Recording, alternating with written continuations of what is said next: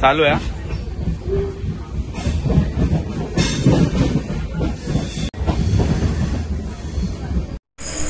तर शिमग्याचे हे 2 दिवस कधी येऊन गेले समजत नाही। गावी कोकणामध्ये येणं सोपं आहे, पण तिकडनं परत जाणं हे भरपूर कठीण आहे। म्हणून मी आता पुन्हा माझ्या चालू आहे नेक्स्ट ट्रिपला, जी काय असणार आहे दापोली ट्रिप। तर बघूया आता मी आहे खेड स्टेशनला। जसं की तुम्ही बघू शकता हा पुन्हा खेड स्टेशन आहे आणि इकडनं आता मी थांबलो आहे। जे आमचे बाकीचे माझे मित्र आहे, आमचा ग्रुप आहे, ते आताशा माणगावला आहेत। आता मी त्यांची वाट बघते मगापासून। आता रात्रीचे बरोबर वाजल्यात 1:30 वाजल्यात। मी इकडे एकटाच थांबलो आहे आणि हा खेड स्टेशन बघा, तुम्हाला दाखवतो 1 मिनटं।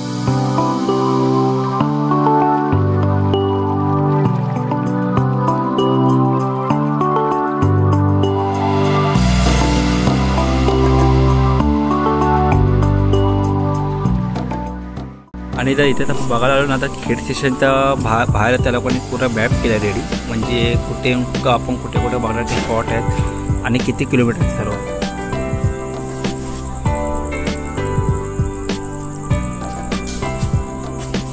सुवर्णदुर्ग किल्ला खेड स्टेशनपासून 49 किलोमीटर, कर्दे बीच 45 किलोमीटर, हरणे बीच 49 किलोमीटर, आजरले बीच 57 किलोमीटर। इकडनं आलो राईट साईडला घेरापालगड आहे, वरती कोटेश्वर मानेदेवी मंदिर आहे, महिपतागड, सुमारगड, रसाळगड।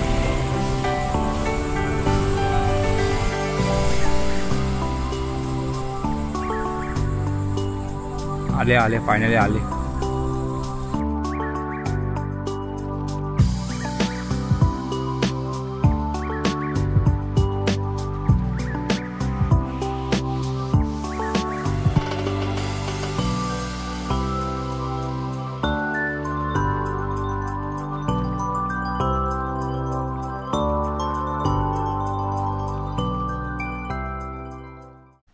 तर काल रात्री मला म्हणजे एवढं काही शूट करायला मिळालं नाही, कारण मला रात्री येईपर्यंत आम्हाला 3:20ला आम्ही बरोबर काहीतरी आलो इथे। तर आता इकडे तुम्हाला व्ह्यू दाखवतो ज्या घरात आम्ही थांबलो आहे।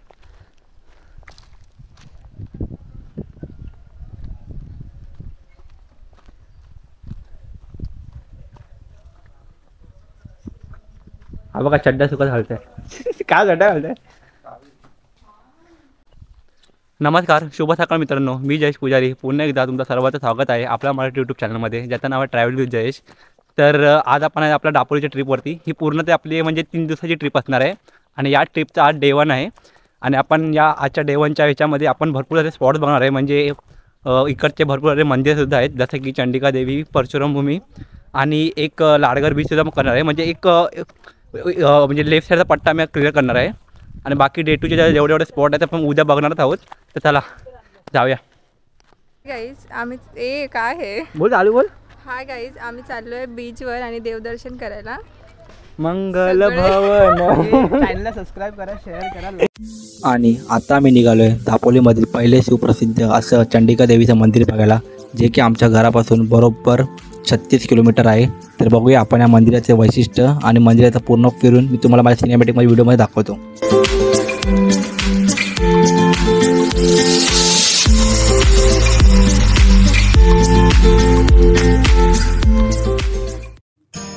चंडिका देवी मंदिर हे महाराष्ट्रातील दापोली तालुक्यातील एक पवित्र आणि ऐतिहासिक मंदिर आहे। हे मंदिर समुद्र किनाऱ्याजवळ घनदाट जंगलात वसलेलं आहे आणि भाविकांमध्ये विशेष प्रसिद्ध आहे। तसेच चंडिका देवी हे महाराष्ट्रातील एक प्रसिद्ध शक्तिपीठही मानले जाते। या देवीला स्थानिक भक्तगण चंडिका माता म्हणून पूजतात। असे मानले जाते की हे मंदिर हजारो वर्ष प्राचीन आहे आणि या निसर्गसंपन्न गुहेत स्थित आहे। आणि आता आपण थोडक्यामध्ये मंदिराच्या वैशिष्ट्याबद्दल सुद्धा जाणून घेऊया। हे मंदिर नैसर्गिक गुहेत आहे आणि देवीची मूर्ती स्वयंभू तिकडे प्रकट झाली आहे। मूर्ती काळ्या पाषाणाची असून तिच्या चेहऱ्यावर कायमस्वरूपी तेज आहे। मंदिरात नैसर्गिकरित्या प्रकाश येतो आणि येथे कोणतेही कृत्रिम दिव्यांची आवश्यकता भासत नाही। मंदिराच्या परिसरात निसर्गरम्य वातावरण असून भक्तांना आध्यात्मिक शांतता अनुभवता येते। देवी गुहेत स्थित असून तिचे रूप अत्यंत भव्य आणि रौद्र आहे। मंदिर अगदी साधे आणि प्राचीन शिल्पकलेच्या वैशिष्ट्यांनी भरलेले आहे। जंगलाच्या निसर्गरम्य वातावरणात असल्यामुळे येथे वातावरण अत्यंत शांत आणि भक्तिमय वाटते। गुहेतच देवीची मूर्ती असून येथे दिवसभर दिवा तेवत ठेवला जातो। आता आपण थोडक्यामध्ये मंदिराचे महत्त्वसुद्धा जाणून घेऊया. नवसाला पावणारी देवी चंडिका देवीला नवस केल्यावर भक्तांना मनोकामना पूर्ण होतात अशी इथे श्रद्धा आहे. नवरात्रोत्सवात नवरात्रीत येथे मोठा उत्सव साजरा केला जातो, ज्यामध्ये हजारो मंदिराचा परिसर घनदाट जंगलात असल्याने पर्यटकांसाठी हे एक विशेष आकर्षणसुद्धा झाले आहे. तर तुम्हीसुद्धा या दापोलीमध्ये प्रसिद्ध चंडिका देवी मंदिराला भेट दिली आहे का? आणि जर दिली असेल तर कमेंटमध्ये नक्की मेन्शन करा. तर खूप छान वाटलं मंदिरामध्ये येऊन. म्हणजे मंदिरातलं वातावरण खरंच खूप प्रसन्न आणि शांत आहे. आणि इकडे तुम्ही बघायला गेला तर आता आम्ही मे महिन्यामध्ये आलो आहे, तर इकडे भरपूर आता पाण्याचा धारासुद्धा आहे, पण तो आता पूर्ण आटला आहे. जेव्हा पावसामध्ये नैसर्गिकदृष्ट्या पावसामध्ये तर मंदिर उत्तम ठिकाण आहे भेट देण्यासाठी. आणि मंदिराचं वातावरण खरंच खूप शांत आणि प्रसन्न आहे. खरं खूप बरं वाटते ते. कसं वाटलं मंदिरात येऊन? खूप छान आहे, मला खूप आवडला. नवीन एक्सपेरिमेंट करायला. आणि पहिल्यांदाच म्हणजे बोलतात ना, पहिल्यांदा असं आम्ही कुठल्यातरी गुफेमध्ये कुठेतरी देवी बघितली असेल, कारण आम्ही आत्तापर्यंत ज्या देव्या बघितल्या म्हणजे देवीचे दर्शन वगैरे घेतले ते सर्व म्हणजे असे बोलतात ना, असे गडावरती किंवा अशा वरती पर्वतावरती असतात. की फर्स्ट टाईम असे कुठल्या देवीचं मी दर्शन घेतलं. आणि या देवीनं चंडिका देवी जे की असे भरपूर गुफेमध्ये आहे. ती मला चंडिका देवीच्या मंदिराचे उत्तम प्रकारे दर्शन घेऊन हरणे बीचच्या वाट्याने आपण निघालो आपल्या पुढच्या टुरिस्ट स्पॉटवरती, जे काय परशुराम भूमी. दापोलीतील परशुराम भूमी. दापोलीतील परशुराम भूमी ही महाराष्ट्रातील एक ऐतिहासिक आणि धार्मिक महत्त्व असलेली जागा आहे. हे ठिकाण भगवान परशुरामाशी संबंधित मानले जाते. हे विष्णूचे 6वे अवतार आहे. परशुराम भूमी दापोलीच्या बोरुंडी गावाजवळ आहे आणि येथे भगवान परशुरामाची भव्य मूर्ती आहे, जी समुद्र सपाटीपासून उंच टेकडीवर उभारण्यात आली आहे. आता आपण थोडक्यामध्ये इकडचा इतिहास आणि धार्मिक महत्त्वसुद्धा जाणून घेऊया. पुराणानुसार भगवान परशुरामाने क्षत्रियांवर विजय मिळवल्यानंतर पश्चाताप म्हणून पश्चिम किनाऱ्यावर समुद्रावर मागे हटकवून कोकण प्रदेश निर्माण केला असे मानले जाते. त्यामुळे संपूर्ण कोकणाला परशुराम क्षेत्र असेही संबोधले जाते. परशुराम भूमी येथे उभारलेली मूर्ती सुमारे 21 फूट उंच असून ती एका गोलाकार सभामंडपात आहे. या मूर्तीच्या खाली एक गुहा आहे, जिथे परशुरामाशी संबंधित विविध दृश्ये आणि इतिहासात चित्ररूपात साकारलेले आहेत.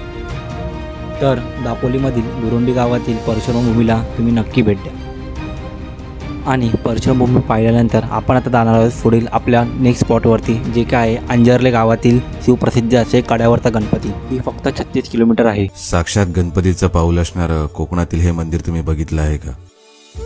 रत्नागिरी जिल्ह्यातील दापोली तालुक्यात जोग नदीच्या मुखाशी अंजर्ले नावाचं बंदर आहे. याच अंजर्ले गावात सुप्रसिद्ध कड्यावरचा गणपती स्थान आहे. समुद्रकिनाऱ्यावर अजय रायलेश्वर म्हणजे शंकर व सिद्धिविनायक अशी 2 मंदिरे होती. नैसर्गिक आपत्तीमुळे मंदिराची प्रतिस्थापना नजीकच्या टेकडीवर म्हणजे कड्यावर करण्यात आली. उजव्या हाताच्या सोंडेची काळ्या दगडाची भगवान गणेशाची अद्वितीय मूर्ती मंदिराच्या गूढतेत भर घालते. मागी गणेशोत्सव हा येथील महत्वाचा गणेशोत्सव असतो. गणपती मंदिरासमोर सुदर्शन तलाव आहे. हा तलाव भरपूर कासवांचं निवासस्थान बनलेलं आहे. मंदिराचा आवार विस्तीर्ण असून मध्यभागी गणपती व त्या शेजारी शंकराचे सुंदर मंदिर आहे. मंदिरामधील शिवलिंग आपल्याला नीरव शांततेचा अनुभव देऊन जाते. गणपतीचे पाऊल बघण्याची वाट मंदिराच्या मागील बाजूस आहे. याबद्दल एक अशी आख्यायिका आहे की मंदिर बांधून जेव्हा पूर्ण झाले तेव्हा गणपतींनी पहिले पाऊल इथे ठेवले आणि दुसरे थेट मंदिरात. अंजर्ल्याचे हृदय कड्यावरच्या गणपती मंदिराच्या तालावर का धडधडतं ते साक्षात गणपतीचं पाऊल बघून कळतं. तर प्रचंड श्रद्धेचा स्रोत आणि इच्छा पूर्ण करणाऱ्या ह्या गणपती मंदिराला नक्की भेट द्या. कड्यावरचा गणपती हे आमचं दैवत स्थान आहे. माझं आजोळ आहे अंजारल्याचं. पांडुरंगाच्या देवळाच्या शेजारी माझ्या आजीचं घर आहे. आणि तेव्हापासून लहानपणापासून आम्ही कड्यावरच्या गणपतीला श्रद्धेने येतो. विश्वास आहे की तो पावतोच. म्हणून मग केव्हाही आलं की इथे नतमस्तक व्हावंसं वाटतं आणि त्याचा विश्वास अधिकाधिक दृढ होऊन जातो. गणपती बाप्पा मोरया. आणि सर्वत्र आता शिमग्याचे दिवस चालू असल्याने सर्व गावामध्ये पालखी सोहळा असतो. तर आपण सुद्धा आता दापोली गावातील धामणी गावात एक आपण पालखी सोहळा आपण थोडक्यामध्ये बघून येणार आहोत. आणि तिकडे आपण रात्री जेवण करून आपण आपल्या घरी जाऊन सर्व गोष्टी करणार आहोत.